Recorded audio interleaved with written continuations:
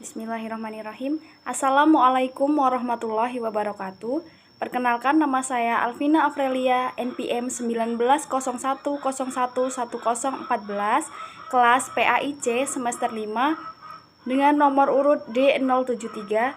Baik, dalam video kali ini adalah tentang menjawab pertanyaan soal ujian tengah semester mata kuliah Al-Quran, Hadis, dan pembelajarannya.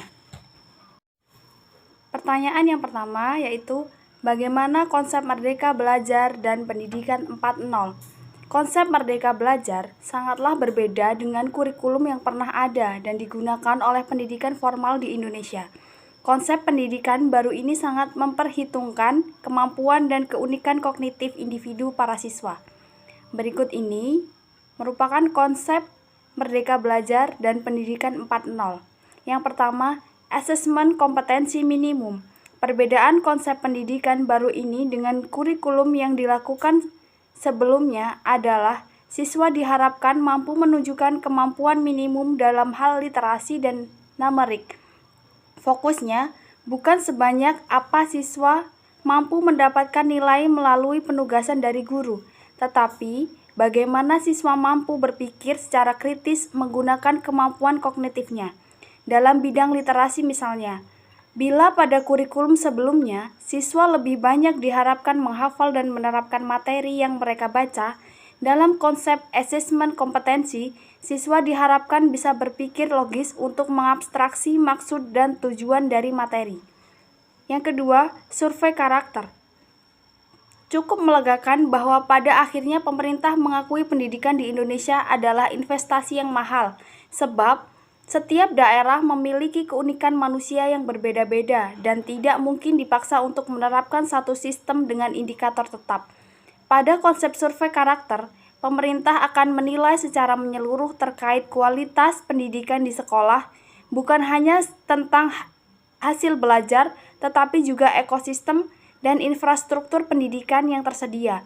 Dengan kata lain, pengembangan kualitas pendidikan bukan lagi tentang penerapan indikator kualitas tetap, tetapi berdasarkan data hasil survei terbaru terhadap sekolah. Yang ketiga, perluasan penilaian hasil belajar. Suatu hal paling menarik dalam konsep Merdeka Belajar ini adalah adanya perluasan penilaian hasil belajar siswa yang tadinya hanya dari nilai ujian nasional menjadi penugasan dan portofolio. Kedepannya, siswa akan diberikan ruang untuk bisa mengembangkan diri dengan sesuai minat dan bakat. Dengan cara ini, stigma siswa pintar dan bodoh diharapkan bisa segera dihilangkan, sebab manusia memiliki bakat alami yang berbeda-beda dan tidak bisa ditentukan dengan tes formal. Yang keempat, pemerataan kualitas pendidikan hingga ketiga T. Merdeka Belajar juga dapat diartikan keadilan terhadap akses pendidikan yang setara bagi seluruh siswa Indonesia. Oleh karena itu, pemerintah membuat kebijakan afirmasi dan pemberian kuota khusus bagi siswa yang tinggal di daerah 3T. Industri 4.0 adalah momen penting dalam pemerataan kualitas pendidikan di Indonesia, sebab pada tahun 2030 nanti akan menjadi puncak dari bonus demografi Indonesia dengan 64% penduduk adalah angkatan kerja. Pertanyaan yang kedua yaitu, apa rancangan perencanaan pembelajaran Al-Quran, Hadis, dan pembelajarannya yang Anda miliki dalam menyambut era pendidikan 4.0 ini? Perencanaan merupakan suatu upaya untuk menentukan berbagai hal yang hendak dicapai atau tujuan di masa depan, dan juga untuk menentukan beragam tahapan yang memang dibutuhkan demi mencapai tujuan. Perencanaan pembelajaran adalah kegiatan memproyeksikan tindakan apa yang akan dilaksanakan dalam suatu pembelajaran, yaitu dengan mengkoordinasikan komponen-komponen pembelajaran sehingga arah kegiatan, isi kegiatan, cara penyampaian kegiatan, serta bagaimana mengukurnya menjadi jelas dan sistematis. Setiap pendidik atau guru pada satuan pendidikan berkewajiban menyusun rancangan perencanaan pembelajaran atau yang sering disingkat dengan RPP secara lengkap dan sistematis agar pembelajaran berlangsung secara interaktif, inspiratif, menyenangkan, menantang, memotivasi peserta didik untuk berpartisipasi aktif serta memberikan ruang yang cukup bagi prakarsa, keaktivitas, dan kemandirian sesuai bakat, minat, dan perkembangan fisik serta psikologi peserta didik. RPP disusun untuk setiap kompetensi dasar yang dapat dilaksanakan dalam 1 kali pertemuan atau lebih. Guru merancang perencanaan RPP untuk setiap pertemuan yang disesuaikan dengan penjadwalan di satuan pendidikan.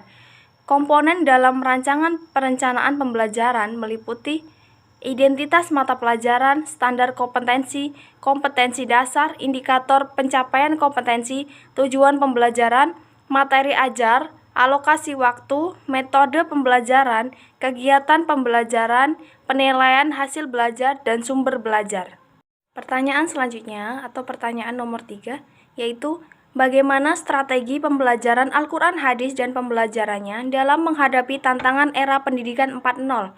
Strategi pembelajaran adalah sebuah perencanaan yang berisi tentang rangkaian kegiatan yang didesain untuk mencapai tujuan-tujuan pendidikan. Saat ini, kita menghadapi revolusi industri keempat yang dikenal dengan revolusi industri 4.0. Ini merupakan era inovasi disruptif, di mana inovasi ini berkembang sangat pesat, sehingga mampu membantu terciptanya pasar baru. Era revolusi industri 4.0 juga mengubah cara pandang tentang pendidikan. Perubahan yang dilakukan tidak hanya sekedar cara mengajar, tetapi jauh yang lebih esensial, yaitu perubahan cara pandang terhadap konsep pendidikan itu sendiri. Hal ini merupakan tantangan yang besar bagi pendidik, khususnya guru dan calon tenaga pendidik. Maka, guru dan calon pendidik harus terus belajar untuk meningkatkan kompetensi sehingga mampu menghadapi peserta didik generasi milenial. Menurut Soekartono, pendidikan setidaknya harus mampu menyiapkan anak didiknya menghadapi 3 hal. Yang pertama, menyiapkan anak untuk bisa bekerja yang pekerjaannya saat ini belum ada. Yang kedua, menyiapkan anak untuk bisa menyelesaikan masalah yang masalahnya saat ini belum muncul. Dan yang ketiga, menyiapkan anak untuk bisa menggunakan teknologi yang sekarang teknologinya belum ditemukan. Sungguh sebuah pekerjaan yang tidak mudah bagi dunia pendidikan. Untuk bisa menghadapi tantangan tersebut, syarat penting yang harus dipenuhi adalah bagaimana menyiapkan kualifikasi dan kompetensi guru yang berkualitas. Pertanyaan berikutnya atau pertanyaan nomor 4 yaitu bagaimana pengembangan media pembelajaran Al-Quran Hadis dan pembelajarannya yang sesuai dengan era pendidikan 4.0.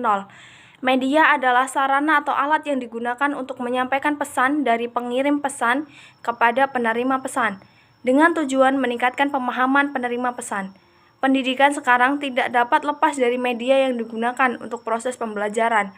Dan media yang digunakan tak luput dari perkembangan zaman berupa perkembangan teknologi, sehingga bentuk media yang digunakan di era 4.0 ini yaitu berbasis online, seperti HTML, e-learning, media sosial, web, e-book, YouTube, dan lain sebagainya.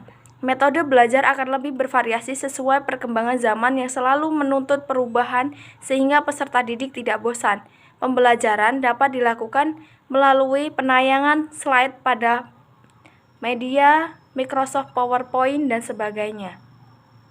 Berikut ini merupakan contoh seorang guru sedang melakukan pembelajaran dengan menggunakan media PowerPoint yang ditayangkan di dalam ruangan kelas.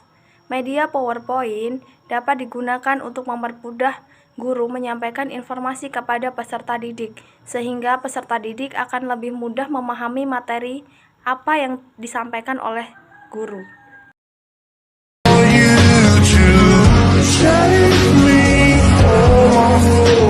Pertanyaan yang nomor 5 yaitu apa pendapat Anda yang tentunya didukung dari berbagai teori yang kuat terkait evaluasi pembelajaran Al-Quran Hadis dan pembelajarannya dalam suasana yang berdampingan dengan COVID-19. Evaluasi merupakan salah satu jenis riset, yaitu peneliti tunduk kepada kaidah-kaidah ilmu penelitian. Metode yang digunakan dalam mengevaluasi, teknik penarikan sampel, instrumen, dan analisisnya yang sesuai dengan teknik penelitian. Dengan mewabahnya COVID-19 sejak tahun 2020, pembelajaran dilaksanakan dengan cara jarak jauh atau dalam jaringan yang sering kita sebut dengan daring, yang merupakan anjuran dari pemerintah. Namun yang menjadi kendala adalah kurangnya sarana pendukung dan kurang siapnya para peserta didik dalam menghadapi pembelajaran daring di rumah masing-masing. Berbagai upaya dilakukan seperti merancang pembelajaran melalui WhatsApp, grup, dan berbagai aplikasi lainnya seperti Zoom Meeting, Google Meet, Google Classroom, dan sebagainya demi terselenggaranya proses pembelajaran, meski tetap memiliki berbagai kendala dalam pelaksanaannya. Yang demikian itu dilakukan oleh pendidik atau guru demi terciptanya atau dapat berlangsungnya proses pembelajaran walaupun dengan jarak jauh atau dikenal dengan daring. Demikianlah tadi jawaban dari saya. Apabila terdapat kesalahan atau kekurangan, saya mohon maaf. Saya ucapkan terima kasih dan saya akhiri. Wassalamualaikum warahmatullahi wabarakatuh.